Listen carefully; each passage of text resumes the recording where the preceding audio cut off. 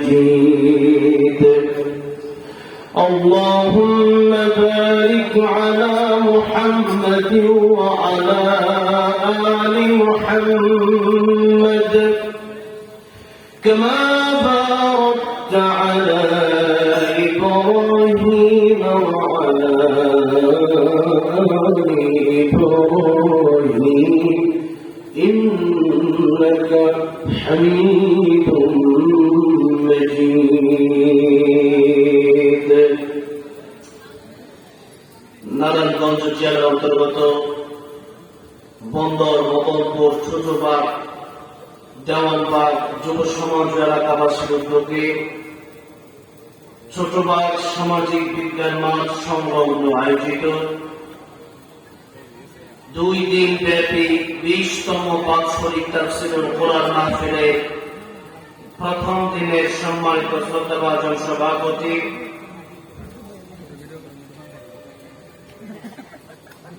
প্রধান অতিথি বিশেষ অতিথিবৃন্দ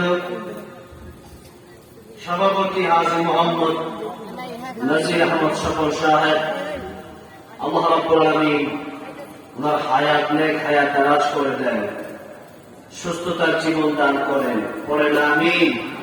প্রধান অতিথি জনাব মোহাম্মদ মাকসুদ হোসেন সাহেব আল্লাহ রাব্বুল আলামিন মাটি দিনের জন্য কবুল করেন।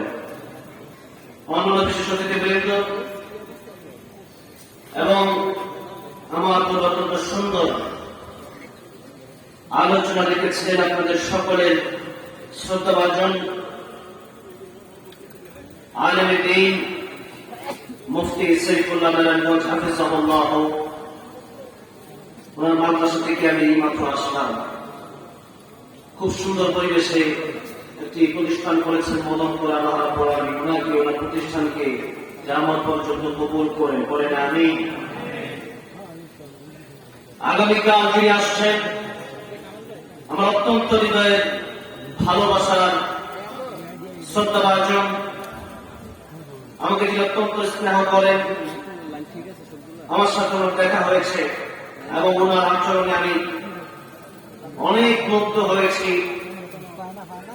নাস্তিক মুরতাদরা যাকে দেখলে থরথর করে কাঁপতে থাকে, বাসে বসতে গেলে বছরকে বছর চিন্তা করতে হয়। বাতিলের আতঙ্ক তো আমার মানে বলেছে আমার আপনার ভাই, আমার সাথে সম্পর্ক লম্বা সময় ধরে, কিন্তু আসলে উনি হচ্ছে বাতিলের আতঙ্ক। ডক্টর মোহাম্মদ এনায়েতুল্লাহ আব্বাস, ঠিক আছে? ঠিক।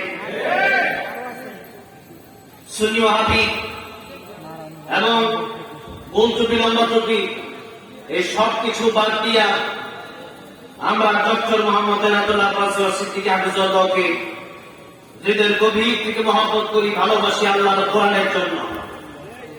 ওনার কারণে নাস্তিক বেঈমান গুলো এখন অনেকটা পিছু উঠেছে এবং এখন এই মিডিয়াগুলোতে আগে যেভাবে টক শো হতো, বাংলাদেশে আমাদের উলামায়ে কেরামদের যত ভূমিকা আছে এর মধ্যে অন্যতম ভূমিকা আল্লামা ডক্টর মোহাম্মদ এনায়েতুল্লাহ আব্বাস হাফিজাহুল্লাহ আছে, ছিল এবং আগামীতেও থাকবে ইনশাআল্লাহ। কিছুদিন আগে হেফাজতের যে মহাসমাবেশ হয়েছে সোহরাওয়ার্দী উদ্যানে, সেখানে ডক্টর মোহাম্মদ এনায়েতুল্লাহ আব্বাস হাফিজাহুল্লাহ বক্তব্য রেখেছেন এবং এর মাধ্যমে প্রমাণ হয়েছে আগামীতে নাস্তিক বেঈমান গুলা ইসলামের বিরুদ্ধে কথা বলার সাহস পাবে না ইনশাআল্লাহ।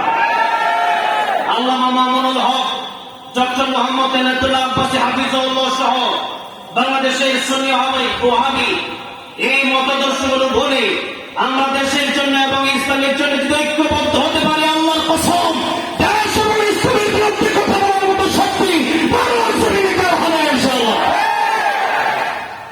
আমরা যেভাবে একসাথে দেখেছি ডক্টর এনায়েতুল্লাহ আব্বাস হাফিজাহুল্লাহকে, আগামীতে আমরা চাই হেফাজত ইসলাম, তারিখে খতমে নবুয়ত বাংলাদেশ এবং অন্যান্য যে দলগুলো রয়েছে সুন্নি ওয়াহাবি, এই মতাদর্শগুলো বলে কওমি আলিয়া আল্লামা সাইদি রহমাতুল্লাহ তিনি বলতেন,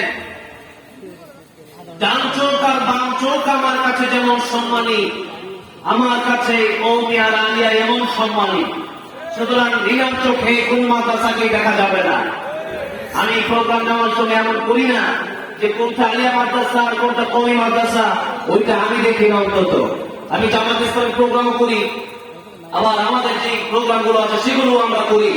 আজকে আমি দেখেছি অনেকেই পোস্টার নিয়ে অনেক মন্তব্য করেছে ডক্টর মোহাম্মদ এনায়েতুল আব্বাসের সাথে এই ওয়াহাবি কেন, এই মারামারিগুলো যারা করে এদের জন্যই আমাদের ইসলামের সমস্যা হয়, এদের জন্যই আমাদের দেশের সমস্যা হয়।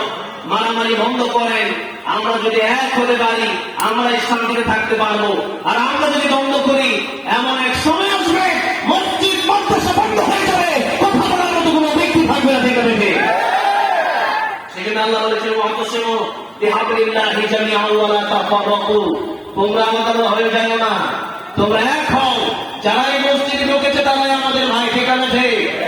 যারাই ত্রুটি করেছে তারাই আমাদের ভাই, যারা লা ইলাহা ইল্লাল্লাহ মুহাম্মাদুর রাসূলুল্লাহ করেছে তারাই আমাদের ভাই। দ্বিধাদ্বন্দ্বের কোনো সুযোগ নাই। আল্লাহ আমাদেরকে ঐক্যবদ্ধ হওয়ার তৌফিক দান করেন, বলেন আমিন। আল্লাহ ডক্টর মোহাম্মদ এনায়েতুল আব্বাস হাফিজাহুল্লাহর নেক হায়াত দারাজ করেন, বলেন আমিন। ওনার দিনই কাজগুলো আল্লাহ রাব্বুল আলামিন কবুল মঞ্জুর করেন, সকলে বলেন আমিন। অতীতে অনেকে এসেছেন, আমার প্রান্তের যুবক ভাইরা বিশেষ করে মাহফিলটার জন্য অক্লান্ত পরিশ্রম করেছেন, আমি আন্তরিক মোবারকবাদ জানাচ্ছি। আপনারা জানেন এই এলাকায় আমার শ্বশুর বাড়ি এবং আমার আপনার ভাই এখানে আমাকে রমাদানের আগেই আমাকে বলেছিল এই প্রোগ্রামের কথা। আমি কাতার গিয়েছিলাম, মিশর গিয়েছিলাম, প্রোগ্রামটার আগে ভাই আমাকে বলে রেখেছিলেন। আমি এখন প্রোগ্রাম খুবই কমে দিচ্ছি, আমি আমার প্রাতিষ্ঠানিক চিন্তা একটু বেশি করি মাদ্রাসা, কারণ সেখানে আমাদের অনেক কাজ রয়েছে। বাংলাদেশের প্রতিষ্ঠানগুলো আরো বাড়া দরকার, বাংলাদেশের প্রতিষ্ঠান বাড়তেছে আলহামদুলিল্লাহ।